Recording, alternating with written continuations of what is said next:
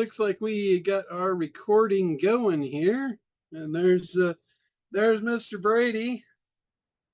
He is Here, alive and kicking. present. All right. Well, I guess it looks like this thing's working for me, so I think we're good to go. All right. So it's been a while since we've done one of these, so we figured we better get in here and make sure everybody is up to speed on what we're doing, what you're doing, and all that good stuff. So here we are. Now there's a lot of exciting stuff going on behind the scenes that we haven't really been talking about. So I'm going to kind of give you guys a little sneak peek at what we're up to. Can you guys hear me okay? Everything coming through? Awesome. All right. So some of the stuff is like ready to go and some of it is like right on the edge, but wanted to let you guys know like what's coming. One of the things is prepaid billing accounts. So like if you're running these cards, like let's say you're running an agency and you want to set this stuff up and not get stuck, you know, prepaid billing is a big deal. So that's one of the things that we're about to implement, and it also applies to all of you guys that have credit cards online for us, because it is a real mess for us to chase credit cards. And we're trying to do this on a wholesale level to keep the costs down as much as possible for everybody, so you guys get the benefit of the cheapest leads possible so you can make the most markup. And the only way for us to really do that is for us to streamline on our side. So as soon as the prepaid billing is in play, that will be in, and we will remove the ability to basically, you know, buy leads and then get billed for them after the fact. So we've already got burnt a couple of times, and you know, Brady and Connie spend time chasing people for updating their credit cards and things. So we don't want to have to increase to cover costs like that, because it's just ridiculous. So anyway, that's something that's going to be rolling out. We'll have a period of time to do what we call sunsetting. So we don't just like pull a ripcord on something and you don't know what happened. So there'll be notices that go out. There'll be a period of time to get set up on that and all that. So no worries. We will keep you posted on if you have to do anything, or if we can do it for you on the back end. We'll handle anything we can. So that's one of the things. Another thing that's really cool is the guys that do our integrations, like Daniel, for instance. He really just doesn't like my list of terrorist demands when I tell him all the platforms that we have to connect to. So he's going to basically set up a Zapier integration. So with a Zapier integration, we can use the Zapier hooks and connect that for you inside of our system. And then you basically just connect through Zapier and you can connect this thing to any platform you want. And the hooks on our side will be done for you. All you have to do is just point to the one you want and Zapier will do the rest. So ultimately, you'll pretty much be able to connect the system to any CRM that Zapier has built in, which is very extensive. Zapier already has connections for just about anything you've ever heard of. So the Kartra we've already done, the Go High Level we've already done, and you know, that at that point, those two are already pre-wired. So the rest, instead of having to wait for your CRM to come in, you will just be able to use Zapier to connect. As far as Zapier cost-wise, I do believe that they have you know, a cost of that. I'm not familiar with their system and what that is, but it's pretty minimal. It's very minimal for, you know, I think it's data transactions. So it's probably like a cost per thousand, something like that. It's pretty minimal. So that shouldn't be a big deal. The other thing is we are working on streamlining our process to actually generate these leads. And what we've found is by doing this, and at the level we're at, we're actually at some point very soon possibly going to be able to bring your cost of the leads down. For two purposes. One is we're getting better volume. So as the system grows and people buy more and more leads, our goal is to pass that savings on to you guys so you can be more effective. Now, that said, we may, and I'm thinking that we are going to do this on a case by case basis, who we're going to discount the leads to. And I'll tell you who it's going to be. The people that are willing to pass the discount on to their customers. Those are the ones we're going to do this for. It's not about just, making you a fatter cat. It's about making you better customer service for your customers as well. That's what we want to pass through. So it's not just going to be a pass through discount. It's going to be a pass through all the way through. So hopefully that doesn't offend anybody or piss anybody off. But our goal really is to sell a lot of leads. And by reducing the cost, I think that's going to help all of us do that. That's the goal. The goal is not to see how much we can fleece off a few people. The goal here is to spread this thing far and wide. So that is the goal. That's one of the things that we're going to be focused on here in the very near future. And Brady has been working, honestly, a lot closer with Daniel and the team than I have, because I've been where I am right now on this boat playing around a lot. So I should probably just bring Mr. Brady on and let him handle this. I mean, honestly, you guys are in really good hands with Connie and Brady. They seriously know more about the system than I do at this point. It's I get in there and I feel like a foreigner. I'm like, oh my God, where am I? So, but other stuff too. I know a lot of you guys are involved in the ACT program, and we're teaching a lot in the ACT program about using AI to actually get results.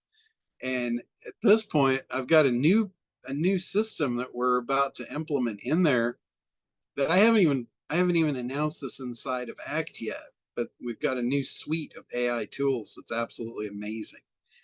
And we just used it this week. I got Linda gave us a really good case study. She did a thing on her real estate business. She bought 50 leads. That's it, just 50. And she put them in her CRM, and she's followed up on them. She's followed up on these leads now for, I think, 4 or 5 months. So nothing happened the first month. Nothing happened the second or the third month. It was the fourth, fifth, and sixth month of her continuous follow-up and adjusting, the headlines and the copy and all that stuff. But just that continuous follow-up. She has actually got multi-million-dollar listings now off of 50 leads. So that's a pretty damn good case study. It also proves the point of anybody that's saying that this doesn't work after buying a few leads and sending a couple of emails. Yeah, you're right. That doesn't work. Stop trying if that's all you're going to do. Any follow-up is the key. So if you don't have enough time in your campaign to really decipher if it's working or not, then you're going to get bad data. And this is something that, when I went to Todd Brown's event in Florida last month, one of the biggest takeaways was people making adjustments too soon. And, I referred to this last week on our call about the flywheel technique. It takes a long time to get the flywheel going, but once the momentum is there, it's unstoppable. But too many people, they put in a little bit of effort, they don't see anything happen, and they just give up. They give up before the flywheel even started in motion. And that's the difference in business between the winners and the losers.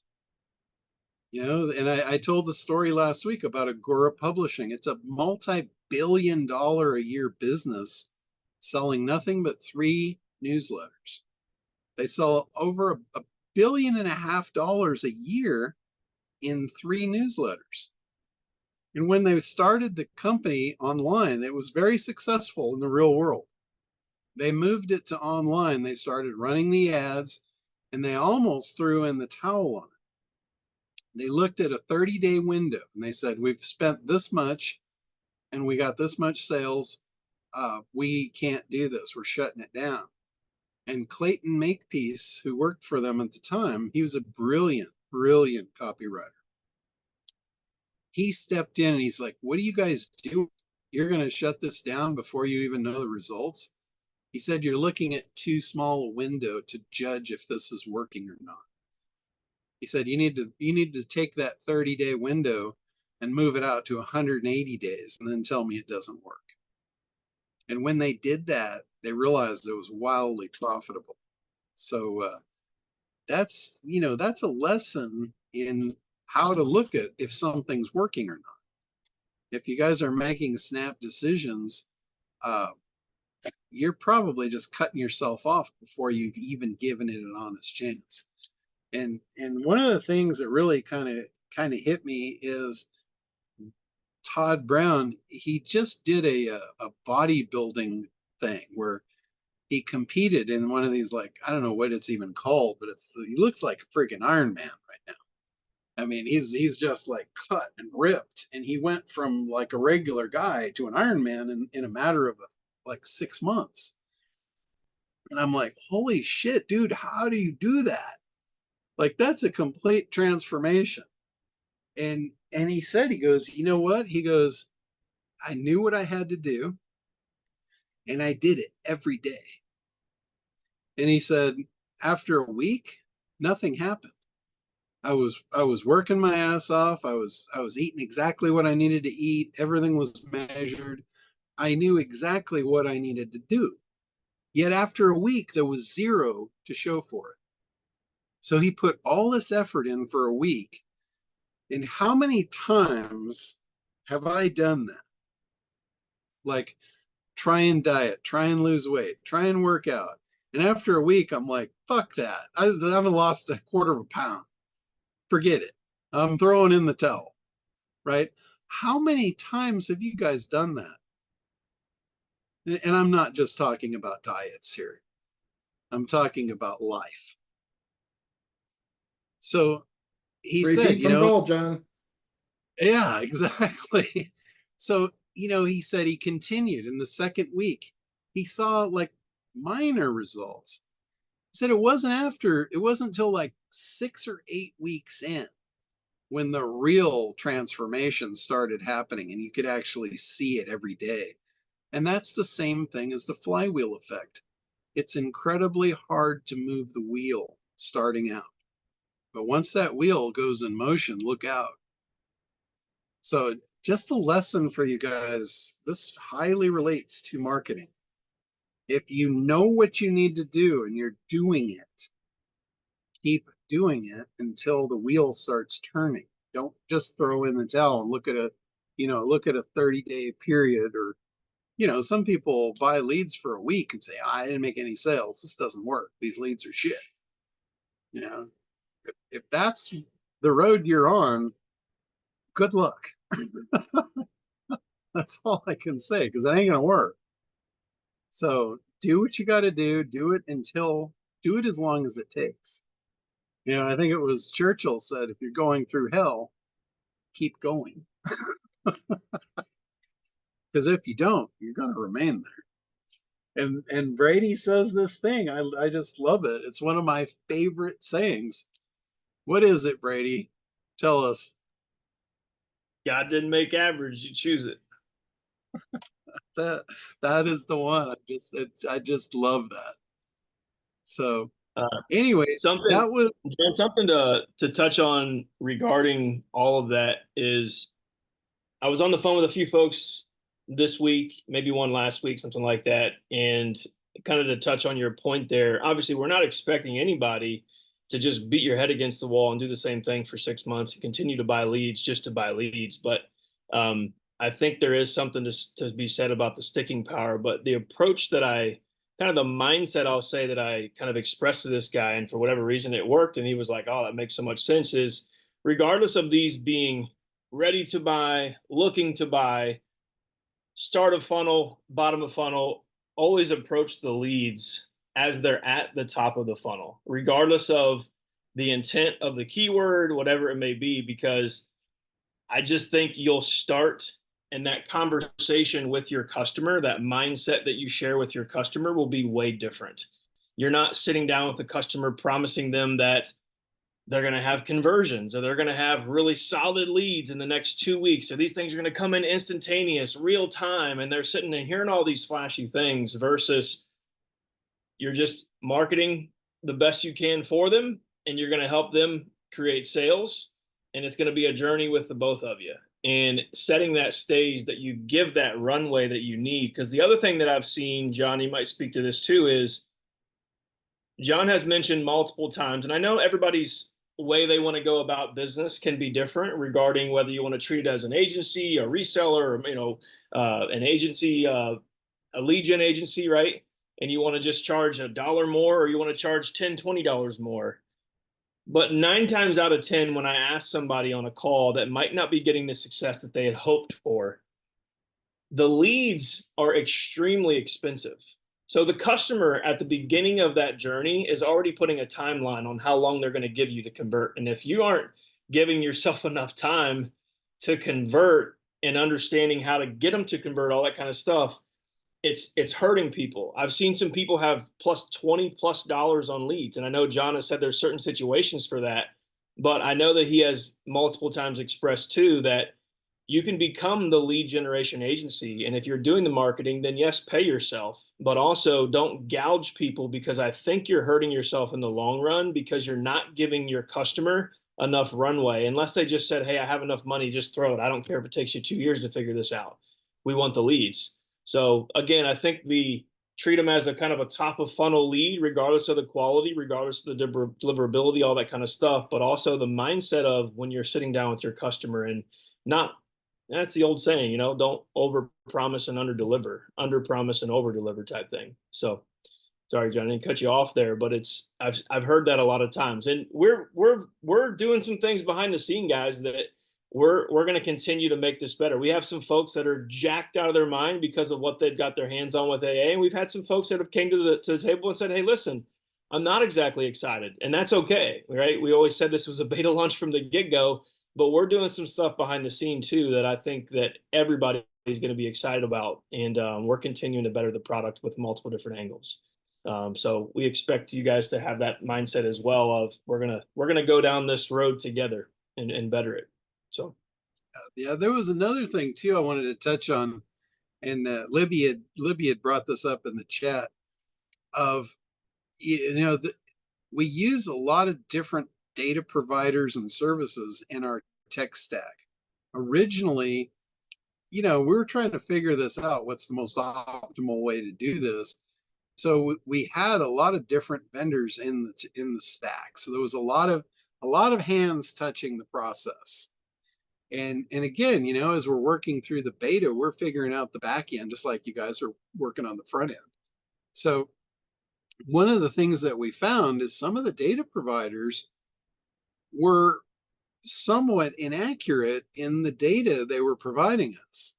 Like some people were like getting search results that I don't know that truly matched up. So we have identified those data providers, and we have basically cut them out at this point. And we've got better data providers. We've got more volume now. So before, we were splitting it between a bunch of different data providers, and we didn't have enough volume really to justify that, but we were like testing the water in a lot of different pools. And so we're refining the process. So one of the things that you can expect at this point is better quality leads. And as we ramp this up, like I said, we're going to be able to cut our costs back as well, because we're we're cutting out some of the steps, some of the processes, some of the hands in the cookie jar, so to speak, and just making this whole world better for everybody. So, and I know there's a lot of people really excited about that, because once this thing gets nailed down, it's, there's one thing, we've got to have quality leads, right? We've got to figure out how to deliver the most high quality leads to you guys. And then on the other hand, you guys need to figure out how to market to these people. And this is something I talked to Todd Brown's business partner, and he's kind of one of the driving force behind the real business activities. And one of the things that he told me is he said, your product is going to sell like hotcakes. He said, there is no doubt about it. There's nothing else on the market like it. And he said, it is an irresistible product. The offering is a no-brainer.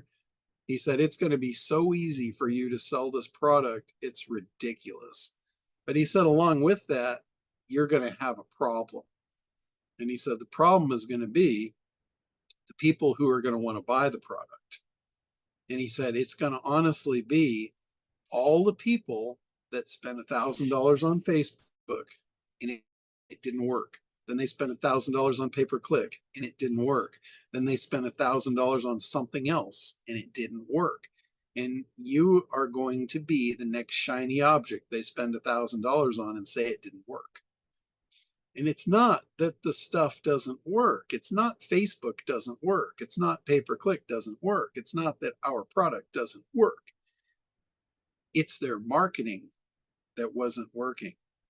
He said, you want to ideally sell this to people, and I've been saying this since day one. Find the frickin' media buyers. Find the people that are running funnels that know their conversion numbers, and then do a lead test with them. Show them how our system converts against the systems they're already using. So if you've got a funnel in place that doesn't have any conversion numbers and you're testing it, with this, it might not be cost effective for you to do data testing, buying leads for $2 a piece. You might need to take a step back and buy some cheaper traffic and figure out, does your stuff work? Not buying $2 leads to try and figure out if it works or it doesn't, because you're not going to know. That's going to be really expensive. So this product is absolutely phenomenal if used in the right place. It's just like anything else. It's like SEO. I turned down more SEO customers than I took on over the last 30 years or so, however long I've been doing that. But I have refused more customers than I actually took on because it wasn't the right thing for them. They saw it as a shiny object and they wanted it. But in looking at their business, I'm like, this isn't right for you. It's not that you're bad. It's not that your business is bad. It's just, this is not right for you. Not right now. Get ready, make it right, and then I'll do it for you. That's the whole reason I created ACT, was to show people how to do marketing. If you don't know how to do marketing, SEO is not going to be the shiny bullet that kills the vampire for you. It's just not. And neither is acquisition. You need to learn who your audience is, what they want, why they want it, and how to communicate that value. If you're not doing that, you're not ready for traffic of any sort. So I just want to put that out there, because that is the truth of this game. So I am going to let Brady take over here. I got something that's going to make a lot of noise outside my door here in just a second. So I'm going to mute out. And Brady, you want to take it from here and answer any questions? And hey, actually, John, I've sorry to interrupt, Brady. I have a question that maybe you might be able to answer more so than Brady. Can I ask it really quick? Okay, sure. All right. Or again, just to get your both contribution, but it's a CRM question. More and more, what you're talking about, it's really from an agency point of view. Having leads is one thing, but it's really about the ability in a CRM to write an email sequence and follow up, follow up, follow up, follow up. So my real specific question is this: I'm interested in someone, a chiropractor I know is interested in the website visitor software. And so Okay. with the website visitor software, before that, I'll get to the question, is that, before you'd have to get someone to download something or, to enter the email, their name and their email and all that stuff to download something.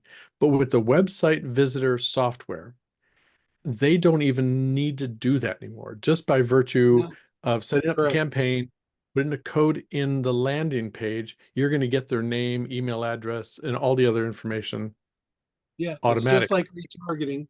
It's just like putting a retargeting pixel on the site. The only Yep. difference is with retargeting, you get to follow them with ads. With ours, you get their contact information. Same as the lead generation. Same, Mhm. Yep. same information. Okay. All right. Yep. But here's my There's CRM. there's no data breakdown there. It's not like they didn't go to your site. They went to your site. Gotcha. Here's my CRM question. If that's the case, how is there any need anymore to put get a free quote? Yeah, Get a free. absolutely. This doesn't replace anything from marketing. This is in addition to. Okay. You still need to And communicate with them. right. But my question is, so if you use the website tracker and I get their information anyway, and so theoretically I could just Zapier or, into Kartra, I could automatically start sending them the sequence. I've always Correct. wanted to send them, Yeah, but but there's no reason to like get a quote from your site. okay. And we're getting close to the real heart of my question. My question is this: if in the CRM, in this case, Kartra, in the CRM, if they do, part of me thinks if they actually fill in their name and their email address, they're pretty serious as opposed to someone that just goes there and looks. So that's Yeah. even better. My question in the CRM, and that's why I asked to keep you on, how do you separate then? How do you separate in the CRM so they don't end up in two sequences? One, which is that they fill out the form. That's really simple. It's with tags. Okay, those, Tags and automations. okay, So when they come through, let's say they come through as a lead through our system, they yeah, have a certain tag. So that okay, tag might put them into a sequence. If they okay. go to your website and they fill out the form and that's what you wanted them to do anyway, and that's what your sequence was trying to get them to do, then you add a new tag of, quote form. And that quote form triggers an automation to remove the other tag and take them out of that other sequence. That's the CRM question I wanted. So that one tag will knock them out so that you could Correct. even potentially, so if they do actually fill in the form, they're a hotter lead, and you might speak to them with different language as opposed to You someone who's absolutely going would. to, okay, see, that's a pretty good marketing question. So that's the way it knocks it out. And I could put a delay. Okay, I could, yeah, okay, that's what I wanted to know. If it's the Every mechanics. every action that you get someone to take, like all of your calls to action should have unique tags so Okay, that you know when they take that call to action. And then okay. that puts them in a different situation in your database of how you're going to respond to them. And can I ask you one last CRM question on that then? Mm-hmm. There's stuff there's within the software, there's the utility to where you upload the CVS or CSV file, so that my point is, if someone visits your website several times, there's the same utility within the software to prevent us from purchasing their lead repeatedly. Yes, yeah, that's built in. You And is set that that you set that in your campaign. And is that an automated process, or do we have to continuously upload and refresh? You know what I mean? No, Like, let's say someone that's automated to your sheets. that's automated in the sheets. So if someone visits the website on Monday and we pay for the visits and they're tracked on the website and we pay for the 25 cents for that lead, if they Yeah. visit again on Wednesday, it's an automated process that will keep us from purchasing their data a second time, or do I need to? Okay. Yeah, that's built into the system. It's built in the system. So I don't need to on Tuesday upload Monday's people so that on No, Wednesday, if they come back. Okay. No. All right. No. That's all my CRM questions. Well, you guys just make it easier and easier and easier if only we take the action. Okay, thanks. All right. So they I'm gonna let Brady take it away here. So have at it. thank you, John. If they come in, like for instance, just I was going to hit on this anyways with opt-out databases. You know, you mentioned about if they came through our system, it's not going to be a duplicate lead. If you find a duplicate lead, send it to us. We'll make sure it's taken care of. We've actually had some that have came in as a duplicate. It looks on the sheets as it's a duplicate, but in our system, it only fired once. We're only charging it once, but it came in twice to the sheets. So if that happens, no big deal. But with existing list of your customers, so say this chiropractor says, hey, Chris, I don't want to pay for the 5,000 people we already have on a list. What are we going to do about these? What if these come back on my website? That's the opt-out database. When we first initially launched, that was 1,000 or less at a time. It's now 10,000. So we had a guy actually today, he called us and he said, hey, I have a company that's going to be on the news today. They really want to make sure their sites are in control so they can capitalize on this because they've given me a certain threshold of how many leads they're willing to pay for today. And he had over 100,000 leads that they had in their database. So he had to go in and actually use ChatGPT and said, hey, break this CSV down in however many it needs to have 10,000 or less contacts. And then he uploaded each of those. Well, he called me too, and this is what I was going to mention. If you've never done that through our system, he called me and he said, hey, when I upload the first one and get ready to upload the second one, I don't see the first list. What's going on? Is it not in there? Well, this is not me being technical, but I just got off the phone with Daniel about 2 hours ago. The MD5 hash is in place for the encryption and all that kind of stuff. We don't house those. The only thing that our back-end tech team can see is the count of how many are in there. So we had to go in and confirm that all 100 and whatever thousand leads were in there or contacts were in there, but he had to go in and actually upload those manually 10,000 or less at a time. But it looked like they weren't going in after he added the first one. So he was a little bit nervous because they were literally getting ready to be on TV in like a 2-hour time frame and he had to get it done. It takes a minute or two, it'll refresh and then it'll look like it's gone. And you just keep uploading the next 10,000 in the system. So that's kind of your opt-outs. So if I understand correctly, so that's the missing information that I needed, is that the manually uploading of CSV file, that's done when you bring someone on for the first time, for example, on their existing data list, but it's automatically updated with the leads purchased from that point forward. Is that correct? Yeah, hold on 1 second, Chris. I just got a text from Daniel and I didn't realize he's on. Hey, Daniel, why don't you answer this question? I'm not the tech guy. Good afternoon. Hey, Daniel. So, hello. So, yeah, just audio today, but yeah, that's a great question. And if you have the re-identification turned off, which is by default, it's turned off, then that's correct. Moving forward, any lead that is identified, you have to re-identified, they come back and tomorrow, the next day, we don't put them in the sheets. They don't go in the database. They're blocked because they're already your business. You don't need to pay for them again, unless you check in the settings when you create or edit the account or the campaign that says, I'd like to be re-identifying my leads after 6 months. So maybe you're in real estate and that's a long customer life cycle and it's super valuable if you know someone comes back in 6 months. You could pay for that again. Your client could pay for that again. But that's all in your choice of the settings. Okay. So, but just so I'm clear, yeah, I think so. So if I bring on a new client and they say, hey, I already have 8,000 in my database, in my client email list. So we would upload their existing manually, upload their existing email address database into their account, and that would take care of that. After starting the campaign with the website visitor software, every time a new contact comes in or an existing contact comes in, it's going to prevent. Is it automatically going to prevent? Let's say a new contact comes in and visits their site, and we pay for that initial contact. If they come back 2 days later, they will be blocked from being charged again internally and automatically by the Acquisition Air software. Is that correct? That is correct. Yes. As long Okay. as that setting is checked on the campaign, because you could select Yeah. in the settings of the campaign to re-identify. But that's correct. By default, what you just said is 100% correct. Okay, and that's good because I'm thinking short term, not the long term, like you said, real estate, things like that.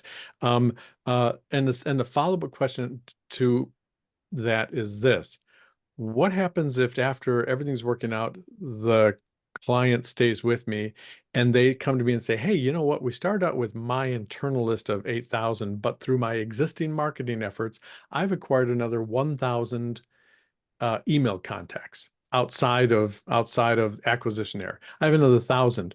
Would we just upload manually, like we did in the beginning, upload that email list, that CSV? Boy, I get that confused. But would we upload that file? Can we refresh the client's own internal database from time to time? Yes, you can. At any time that you want to, it is an additive file. So anytime you upload to it, it will add to the existing file. And with that being said, we shouldn't redo it. Like, so example, if they came in with 8,000 to begin with, they added 9,000 after a couple months on their own. We would not have to re-upload the 9,000 again. We would just have to, I'd say, hey, keep track of would you upload the 9,000 to be sure?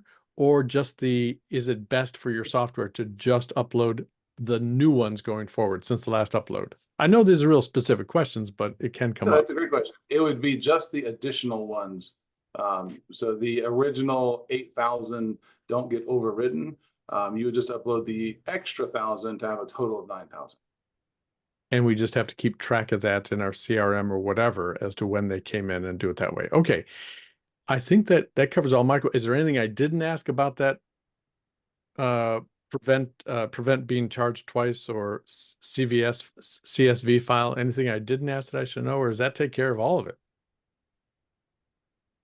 No, I think that's good, Daniel. If I'm correct, even if somebody wanted to just make sure they put 8,000 in first, they want to put an extra 9 in, they could technically throw all 17,000 again with the 8 included again, and it would just overwrite, but there's no duplicate. So they're still good. It's just, if they want to do that. And it wouldn't break the system. On a technical perspective, the way the system works, as an email comes in, it is encrypted, and we only save the encryption. But we do check to make sure that encrypted hash is not already existing for that client account. If it's existing, then we just ignore it and move on. So if you had 8,000 in there and you uploaded 10,000, which includes the original 8,000, you would just have 10,000 in there because we would see the duplicates as they were processed and ignore them. I'm glad you asked that, Brady, because that's actually just a lot easier. Just like, hey, why don't we, as a preventative thing, every 3 months, let's give me your list. As long as the list doesn't grow exponentially, but that might be an easier way as opposed to asking the client to sort out, which can, or if they didn't have that capacity or whatever. But I'm glad you asked that. We can just do a total refresh if necessary. Okay, great. Thanks, guys. Hey, Mr. Richard, real quick. One other thing that we had on a ticket, and again, if this doesn't apply to you, grocery store analogy, take it or leave it. We had some folks that would love us to be able to, and Dan, you can speak to this if you wanted to, as far as a timeline or if this will ever happen, regarding the time that leads are generated as far as in real time, and they wanted them from, I think it was like 10 a.m. in the morning their time to 4 p.m. and then shut them off. Can I go in there and do that manually? Can I manually turn it on and then manually turn it off day in, day out? If you want to do that, boo-boo, God bless you, but you can. And Daniel, correct me if I'm wrong. As long as it's not a new campaign you are starting, it doesn't take 24 hours or there's a delay. And when it starts again, it's instantaneous. If you pause the campaign at 4 p.m. and start it again at 10 a.m. the next morning, instantaneous, those leads will be identified in real time. That's how the system operates currently. So that is something you can do if you want to, not the way our system is built. But again, if that's you, go for it. Daniel, if I'm correct there, please. That's all correct. Yes. Okay. Cool. All right, hey, Richard. Brady. Yeah. Just in my experience, this is Eric. My experience, I've seen if you pause a campaign and then you restart it, it's between an hour to an hour and a half before like the first one is generated again. So just That's my experience with it. It's not 24 hours, but about an hour. Because I Interesting. do Okay. do that with coins. Yeah. And obviously is that, well, I mean, we can sit here 10 times till Sunday and say, well, was it a campaign Yeah. that had a lot of leads coming in? Did it take 10 minutes to hit 10 leads a day? Or was it, so, hey, if it's an hour, maybe it's an hour. Err on the side of an hour, but it's not 24 hours. Let's put it that way. So Yeah. maybe Just wanted to start give you a it heads up, but instead I of mean, 10. an hour is better than 24. So Yeah. Gotcha. Okay, cool. Thanks, Eric. Hey, send me an email, Eric, after this. I have something to run by you, by the way. okay, perfect. Cool. Richard. I don't know if Richard Is that better? There we Yeah, go. can you hear me okay? Yeah. Good to go. Yay. Okay, first thing, any time estimate on getting valid phone numbers? It's a great question. Daniel.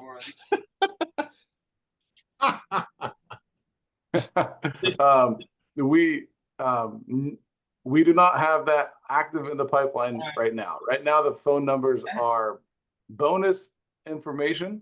Hopefully they help with, they see 30 to 50% accuracy, and hopefully they help with building custom lookalike audiences and Facebook audiences, things like that.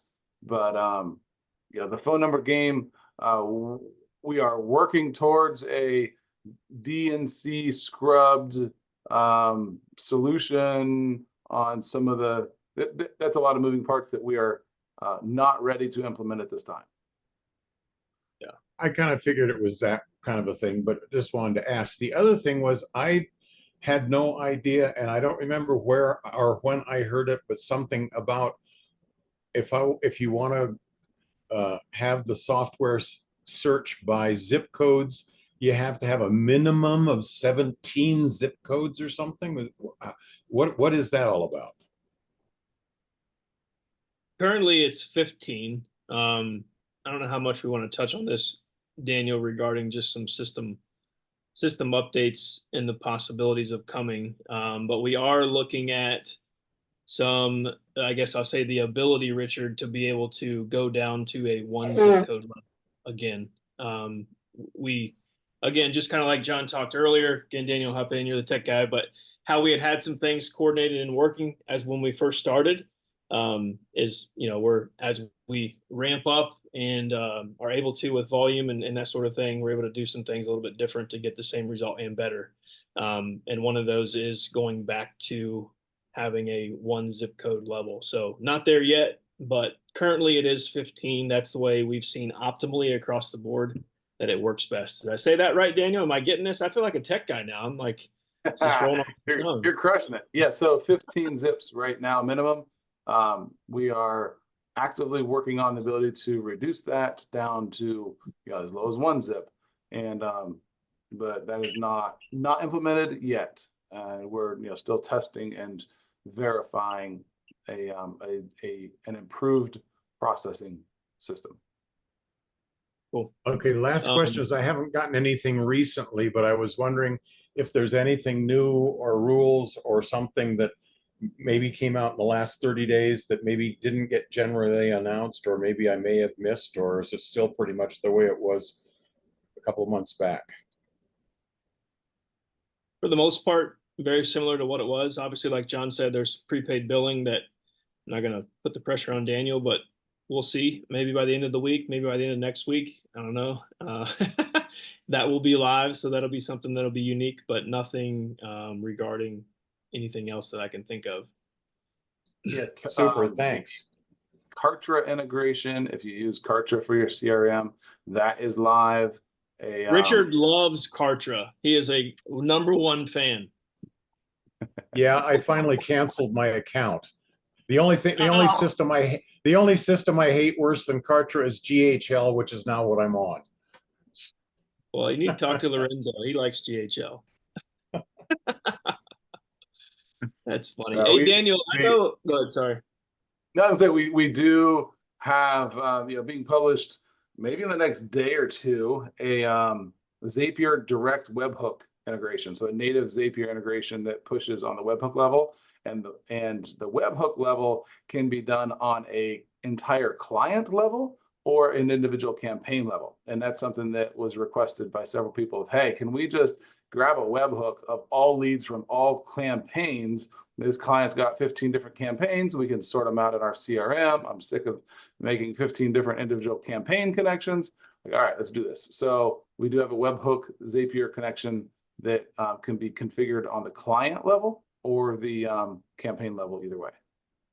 So that should be. Wow, that's really, really great. What the hell is a webhook? It is, technically speaking, it is similar to what's an API, but it's backwards to an API. So it is one of the main ways to pass data from one system to another. Oh, that's great, because an API makes even less sense than whatever a webhook is. So, okay. Oh, Richard, you make me laugh. That's what we have tech guys for. Right. Chris, do you have another question, or just didn't have the hand down yet? I do. No, I have another question. And but first of all, I just want to say I hope it's okay with you, Brady and Daniel. You know, like you guys invented a way to pull a rabbit out of a hat, and now people are saying, yeah, but when are you going to be able to pull an elephant out of the hat? You know, I mean, all the stuff you're doing, it's really great, and the fact you're improving it all the time, it's really cool. So anyway, thanks for all the improvements. What I want to ask you is this: one of the hesitations in my own mind about using the website visitor tracker is, you know, someone visits, I get the information, and I send them an email campaign, and I got the name wrong. You know, the name is not right. Hey, Judy, when it was actually Bill. So that's why I'm going to keep the, you know, type your name and email, you know, for this free download. But my question is, how have you experienced anything like that where people are using the website visitor, sending an email based on the data, and it's not correct? Sometimes that part of the data system is pretty accurate. We do get some incorrect because we have spouses or siblings or aunts or uncles or, you know, relatives using the system. That's the biggest incorrectness, is if a relative is using it's a shared computer. So that honestly is very difficult to sort out. Yeah, that is the vast majority of incorrectness, is a relative using a computer. So yeah, other than that, it is really quite accurate. Okay. Yeah, that was.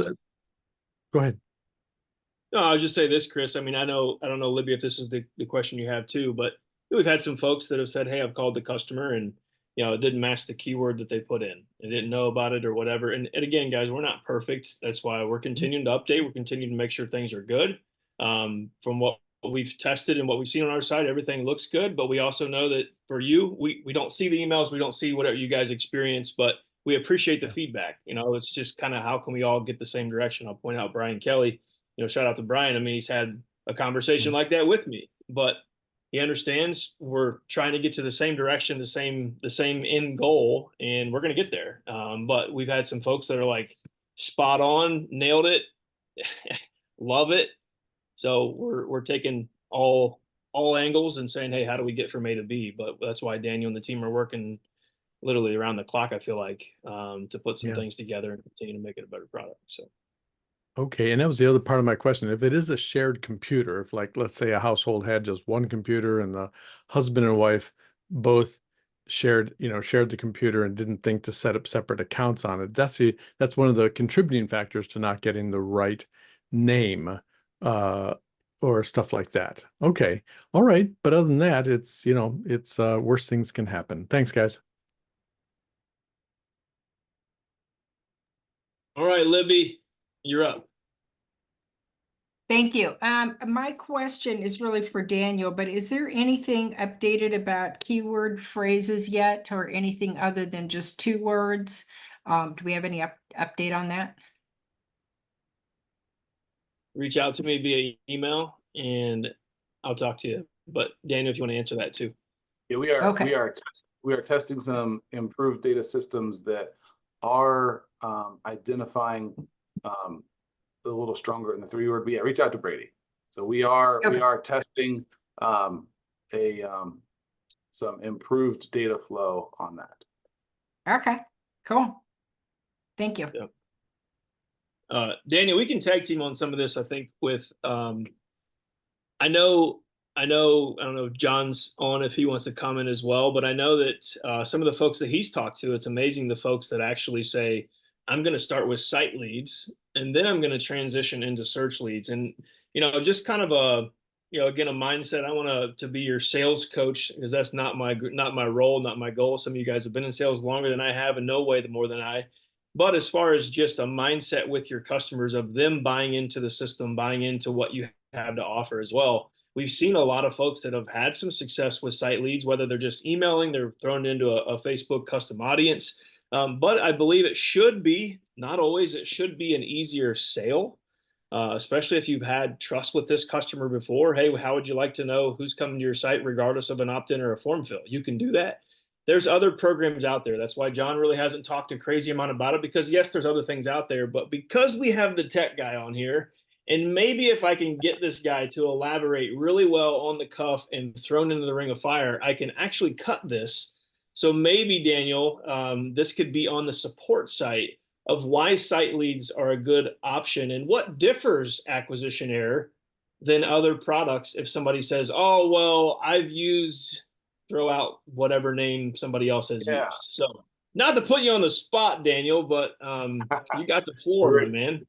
Great question. No, all good questions. So from a technical perspective, site leads they're a great intro.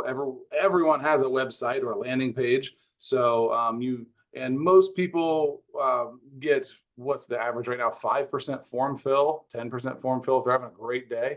And so it's a really low lift for to say, let's put this code on the website, and let's start identifying the people who, they clicked on the ad, they clicked on the social post, but they came to your site and it didn't speak to them, right? They didn't receive the messaging. So you already spent that money on the advertising or the SEO or whatever it is to get them there.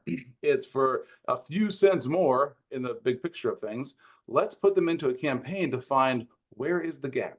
And finding where is the gap is a really, really cost-effective solution, because they have brand awareness. With the search leads, there is no brand awareness. You have to start from the very beginning, but with site leads, they have brand awareness already for that client. And the whole know, like, and trust, if you're part of BNI or something like that, I think it's a BNI thing.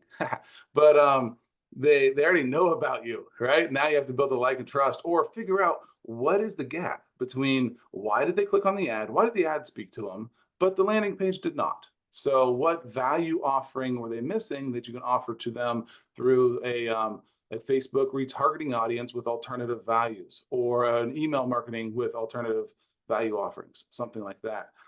The other thing, we've had a fair amount of tech support inquiries saying, hey, so my client is in South End of Florida, and we put the code on there, and we're getting all this traffic out of New York. What the heck is going on here? Your system's broken. Well, they look at it, no, it's not.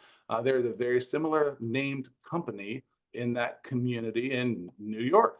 So it helped the marketing agency discover a huge SEO hole. And then through helping them fix the SEO, they're like, well, we just discovered why we had such a low form fill across all the site traffic, couldn't figure it out. Well, we had a big SEO hole. And then after understanding that, we could rework I don't know SEO, but they could rework the details of SEO. And then now they're having legit true traffic, which increased their overall site success. So that was another easy lift for, relatively speaking, a few cents a client. They started to get some real data intel on who is actually coming to their site. And then, the dashboard is designed in a way that you can put, maybe they have a really low traffic. So you could put a minimum spend of so much money a week on there, even if it's $10 a week for a license to the software, you can call it that way. And for $10 a week or $20 a week, whatever it is, you can have a license to start knowing this, and leads are included. And you guys will just cap it at whatever is a safety net for your budgeting. So for a certain amount of money a month, you can say you would give them X number of leads, and that's just included. And that way it's you'd mark the campaign at zero cost, then a $10 a week charge. Those are some of the things we've seen from a tech side that helped lift, and it also adds client stickiness, because once they start seeing 20% of the traffic that they've been missing, that gets addictive. They like that.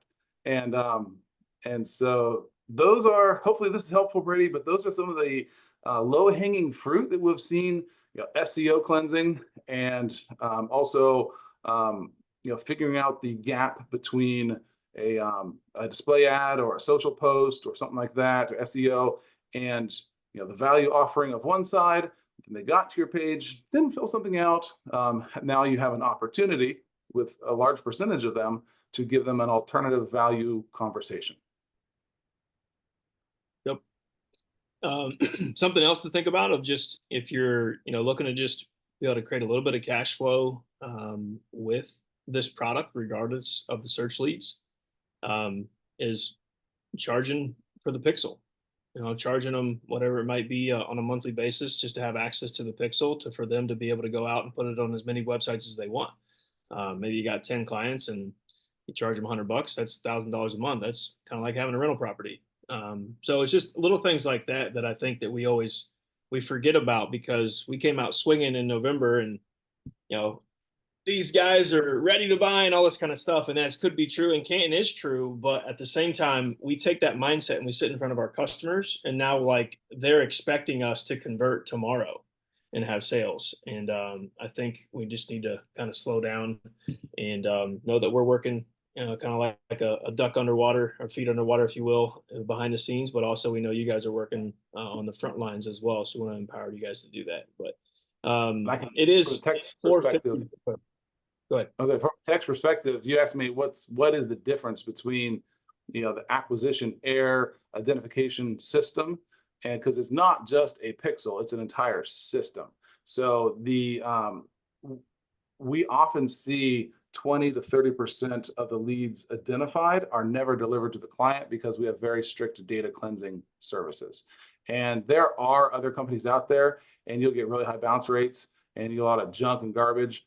There are multiple steps in the data integrity algorithm to make sure that these emails don't bounce. This is the highest quality of data available, through internal rankings, internal double checks and balances, sending everything through services that verify non-bouncing. We remove scammers, spammers, common complainers, spam traps. We scan against all of this. So that's a huge difference, because when your clients have success, they stay on long term, and that is the goal, is long-term passive money for everyone. Clients, agencies, everyone. Yes. Yeah. Richard, I think you had another question. Yeah, I was going to let Chris go first. He said he had to hop off. So if Chris wants to ask his question. Thanks, Richard. Hey, I have you mentioned, about the difference in, some New York and Florida and stuff like that. My question is, and again, I know there's something you don't have control over, but how do VPNs like Bitdefender, Norton Antivirus, and anti-tracking software? I guess what I'm trying to say, if I'm targeting someone in a zip code, right, in a specific zip code, but they have a VPN, that puts them somewhere else. How do those affect the effectiveness of a geo-targeting? You know what I mean? Question. I'm in Los Angeles, but my VPN is in New York. So anyway. Right. Yeah, that's a great question. And it does affect things. There are two elements of any kind of identification algorithm. There's what's called deterministic and then probabilistic. So deterministic says, all right, here is a browser session. This is the person. It's the most accurate. They are often the most rare. But that is the best way, is through a JavaScript that identifies an individual person. Then there's probabilistic, saying, Well, here is screen size, IP address, browser version, and OS version. So that's probabilistic. We've got a 95% probabilistic match that this is the right person. Let's send it over. So using the two of those, it does affect it primarily on the front end, on the identification side, because once someone is identified, then we go into the finding the ensuring the most accurate data for that individual identification. So that the browser software, the browser privacy software will frustrate the initial identification, but once there's identification, then the process is all based on more known data, if that makes sense. And that's where if you put your site tag in like a Google Tag Manager, you'll have a lot more stability because your clients editing the website is less likely to break things. There's a lot of support calls of, hey, this thing quit working, and we looked at it and it was there. Looks like they must have edited their WordPress site and they deleted your code. But if you put it into a tag manager, like Google Tag Manager, it's much more sticky. They can edit to their heart's content, and that Google Tag Manager typically stays there. But a lot of the privacy software, there's like DuckDuckGo, privacy plugin, and AdBlock, AdAware, those kind of plugins. They often block the Google Tag Manager from loading. So you'll get a little bit lower identification rate, but a more stable code install. So there's a bit of give and take in that. Okay. All right. Thank you. Yeah. Thanks, Richard. No problem, Chris.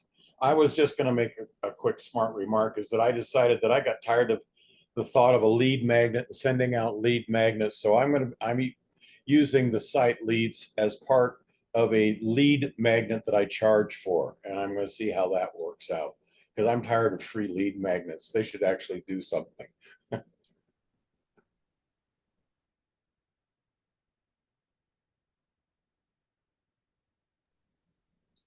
That's sorry.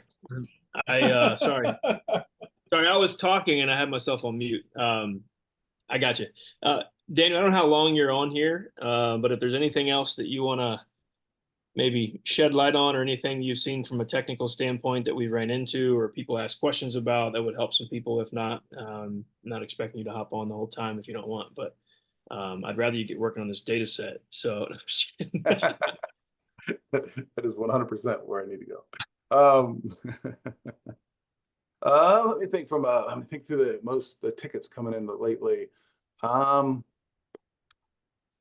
No, I mean, things are humming along pretty well from the tech point of view, just improving the process, removing user friction, those kind of things. That wasn't me. So if you have any other specific questions, let me know. But no, I think that's pretty good from the tech perspective. We have some really cool announcements that so much of me wants to say, but I'm not going to spill the beans because it's really exciting of where some of the data is coming from, and that's going to be awesome. But I'll save that for next time. Does anybody have any questions? Because I'm just a mediator on this call if Daniel's on here and John's on here. So if you guys have any questions from a technical standpoint, we'll go to Daniel. If not, Dan, you can hop off. But I figured somebody might want to see the technology that John is putting together for the ACT program and what it's doing to some of our case studies and our testimonies that John talked about. And I can play that real quick. And then we'll be done. We said 4 to 5, well, 5 o'clock my time, probably 2 o'clock your guys' time. Anybody got any questions for Daniel? Going once, going twice. Shout out definitely, to Carrie. definitely John. play our new case study for him. I'm going to. That'd be the last hurrah. Shout out to Kerry Goodbrand. That guy's in somewhere, Australia or something, I think. He's probably should be in bed by now, but he came on the call, so I appreciate it. I will throw this out there. Daniel might hate me for it, but if you're on this call, then you're probably wanting this to work for you, and we appreciate that. couple different parameters. I will actually, Daniel, chime in on this one because I want to make sure that we get the right people. But anybody that has bought leads, and not just a couple, that have actually given this thing a try, that have a CRM in place that is ability to track 110% of everything they're doing, from start to finish, from when they open it to when a sale goes in, click-throughs, all that kind of stuff. Send me an email. I'll try. I'll see if Daniel will let me, but I'd love to get a few more folks that want to see this work for them, because we want to see it work for you as well. Send me an email after this, Brady Internet Dominators, and I'll see if I can peel back the onion to let Daniel test some more data. Is that okay, Daniel?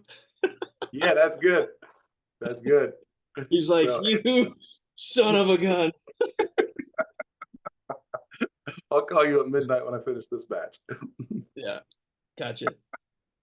No, it's all good. Anything else? And we just to follow up on what Brady's talking about. Oh, Brian turned his camera on. That typically means somebody's coming on to ask a question, or he just woke up. I don't know which. The latter. I just woke up, brother. No, it's all good. Appreciate you guys. Looking forward to the exciting times ahead. And like I've said from the beginning, I'm here to help if you guys ever need anything. Whether you even think I may not be able to help, I'm here. Just raise your hand and let me know. Cool. Appreciate you, Brian. All right. Well, All right. I hope thank that you. was helpful. If you have any in-depth questions, feel free to reach out to Connie. Just kidding, Connie. You reach out to me too. Hey, Brian, Send in a support ticket. Brian, if you can send that shirt to me, I need some kindling material to start a fire. Oh man, that's bad. You know it's bad, John, when they're like they have to give them away at TNC. You know. That's where I got Oh, it. I It had- was awesome. I I had- love high level. I don't know what all the negativity about it is, but I love it. There's nothing like it. Oh, I'm just teasing you because I love you. I'm just teasing you because I don't know a thing about either of them really. So, well, cool. Well, I'm gonna play this video real quick. Kudos to John, but he won't take credit for it. So kudos to AI. Can you guys see that? We're good? Yeah, we can see it. There we go. Discover how a top real estate professional turned to Acquisition Air's AI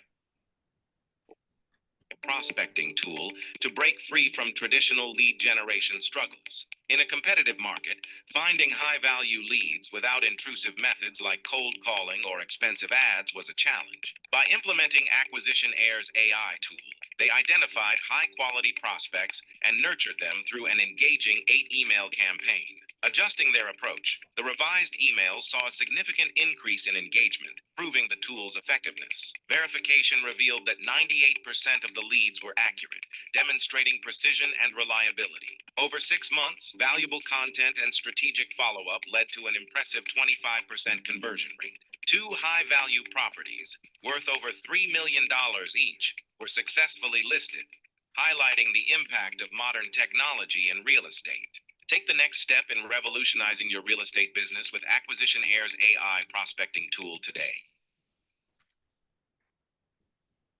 And there you have it. All right.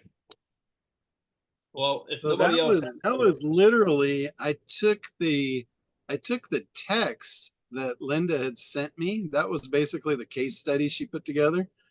I pasted the text in our new quantum tool and it spit that video out 100%. Took about 3 minutes. Created all the graphics, everything. The voice, the whole enchilada. No editing either. So you got that to look forward to. What program was that? It's called Quantum. It's basically a program I'm developing for ACT. It's going to blow your mind. Not available yet, I take it. It's available at my house. It should be available at yours soon. Coming to a house near you. Cool. Well, anybody else got anything else? Any other questions? I want to make sure give you guys opportunities to speak as well. Hey, Brady, I wasn't able to get to the beginning of this call and some other issues to handle. Is there a recording of this so I can sort of follow up? Because I know that we're involved. Advantage. Yep, I'll put it on the support site, and I'll put that case study on the support site as well. Obviously, it's got our logo on it, but at least you have it. You can do a voiceover or something from that. If you guys need the actual hard copy of it, anything like that you guys ever need, feel free to reach out to support, and we can get you what you need if it's not easy to take it off of the support site and stuff. So okay, can you just give me a quick recap in a couple sentences of what any new announcements? Any new announcements? So we're in the process of just refining some enhanced data. Okay. We're hoping that because of certain volume that we've hit, that we're going to be able to pass that discount on to you guys. And John had mentioned early on that who gets that discount is those that are promising to pass that on to their customers as well, because ultimately the goal is, to get somebody to continue to buy more leads and be able to convert, because they're not just buying 1 or 2 leads a day. We talked a little bit about some keywords. Daniel actually came on, which I would 100% go back and listen to, regarding some of that tech, regarding how the site leads work and function, and kind of how to position that from a business standpoint. What was another thing? We talked about some opt-out database stuff. Chris Also McLean had a the question. prepaid billing, Brady.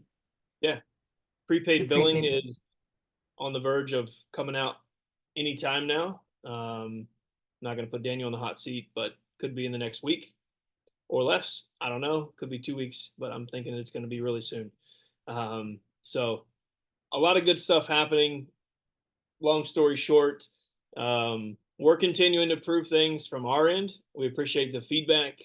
We're not expecting anybody to continue to just buy hundreds of leads or thousands of leads, and when they're not having any success whatsoever. So continue to keep that open communication. I shout out kind of Brian and Kelly for reaching out to me and talking some things through, but we're going to continue to improve things on our side. But we also, John mentioned early in the call, was making sure that you're continuing to what was the definition you gave, John? The flywheel, I think it was the analogy of, sticking with it as well. Sometimes conversions, like for instance, Linda's conversions didn't come in month 1, 2, or 3. They started coming in 4, 5, and 6. And most people peter out on month 1, maybe month 2. So again, doesn't mean you need to buy and put yourself into debt, but this is a different type of lead, and approaching it from a top of funnel mind, I think, can help a lot of people out. So John, you were going to say something? Oh, you asked for the answer and then you gave the answer, so you're all good. I must have paid attention. See, so did I do okay? Everybody was on the call. Was that a pretty good summary, wasn't it? I think, yeah. Cool. Yeah, so go back and watch it. You'll get it all. Well, dude, yeah. So basically, how many emails are sent out in a good campaign on the drip? That was my only question for this call. There's no one size fits all for any question related to marketing. Your sales cycle, like a real estate sales cycle, is a much longer sales cycle. So Linda, she got listings in month 6 from stuff that she did on day 1. Right. And, she just continued the follow-up sequence. Most good marketers will tell you send messages until they buy or die. So, there is really no end to, when you stop when they ask you to. Got it. Okay, that's a great thing to tell our clients. Yeah. Yeah, and you know what? If you're sending messages to somebody about something that you think they're interested in and they're not budging, then you might try sending them something else. You know, don't keep sending the same thing if they clearly have no interest whatsoever in it. Try a different angle. You know, send them something else. Even if you don't, let's say you only have one product, find an affiliate marketer or affiliate offer and send them an affiliate offer. See if they'll move on that. You know, that's what marketing is all about. That's what we talk about every week in the ACT calls is you know, how to move the flywheel.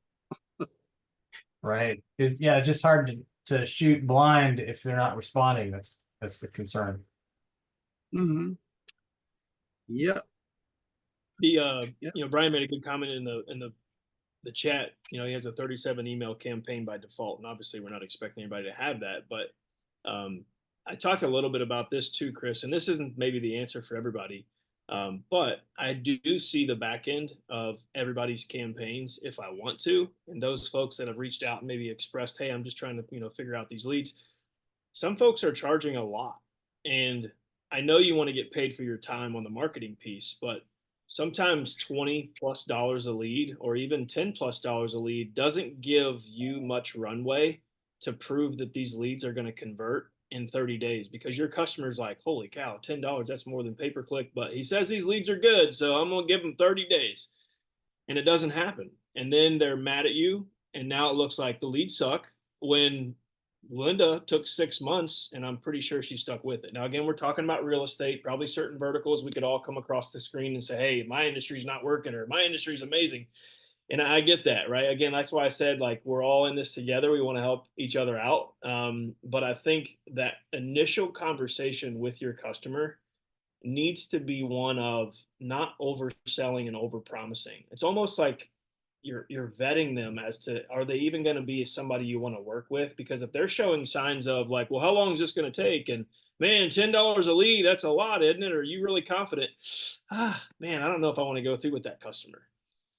So again, you don't need to beat your head against the wall and just continue to buy leads because we say that, right? But at the same time, there is some marketing involved. And again, we're continuing to improve some products and improve some data sets and things that I believe are going to help everybody from start to finish. But not everybody is a good fit for Acquisitionaire. Even if you love your best friend's brother and he has a business and he wants these leads, charging him $5 may not be your best pull. Maybe give him for $3 and tell him, I don't know if I can get you even a lead a day, but I'll try. And when you give him 7, now he's excited, but you still have to convert him.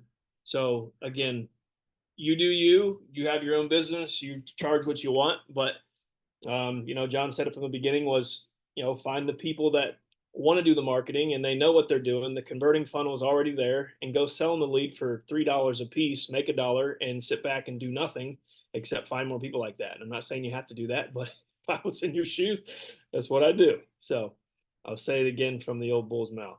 So any other things, Chris? That's it. Thanks for your help. I'll look at the recording. Cool. Yeah, I'll try to get this on there tonight, and try to get Linda's video up tonight on the support site too. So if anybody wants to get creative and use that, maybe you have some real estate folks. I will say this, if you have any realtors or anybody in the real estate space, if they know what they're doing with cold email and the internet marketing space, and they're strategic in that, and they do have a long runway, they do understand it's a longer sales cycle, man, I'd be calling them and I would sit down with them. And this has been proven to work very well with realtors. So cool. Well, everybody has any other questions? John, any other questions? Or not questions, my goodness. Any other comments? I think we're all good. All good. Cool. Good job. Cool. All right, guys. We'll appreciate the business. Let's continue to get better, and we'll move forward. So have a blessed week. We'll talk to you guys next time.